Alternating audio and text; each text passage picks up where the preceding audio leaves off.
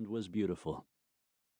Maybe we could do some of the filming here, she thought, as she rounded a bend and saw a massive structure that would have been called a log cabin, except cabin didn't do it justice.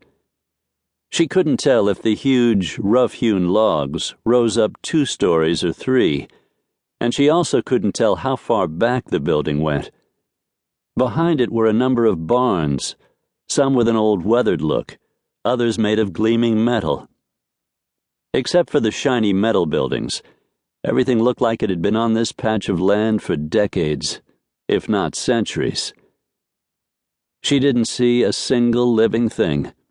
Not even a dog ran up to greet her as she pulled in front of the house. A wide covered porch offered some protection from the wind. Well, she wasn't going to get anyone signed to anything by sitting in a car. Gathering up all of her positive energy, she opened the door. The icy wind nearly slammed the door shut on her leg and cut right through her patterned tights. Dang, she thought as she pushed against the door. Sure, it had been cold when she'd left the small airport terminal in Billings, Montana to get into the car, but it hadn't been this cold.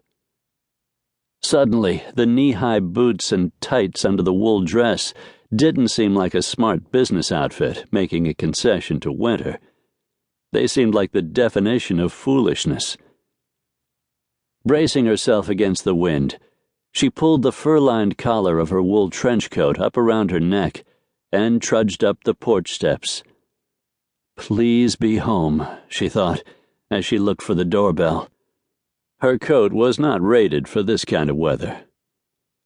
Another blast of winter rushed up the back of her skirt, making her teeth chatter. Where was the doorbell? Screw it, she thought, pounding on the door in a most unprofessional way.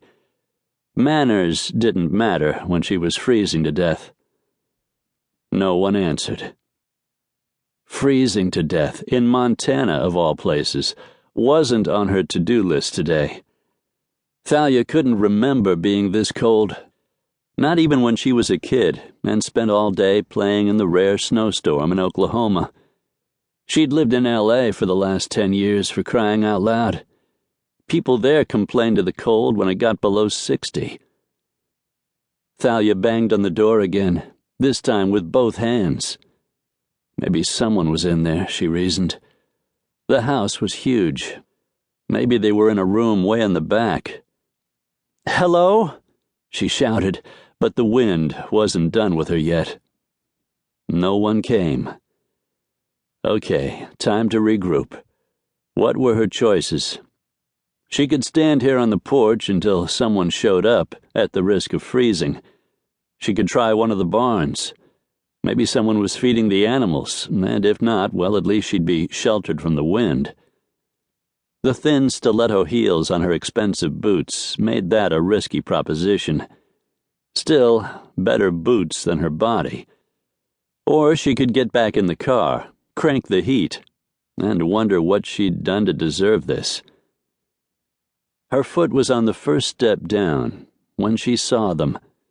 2 cowboys on horseback, cresting one of the low hills. Thalia gasped at the image before her. It was perfect.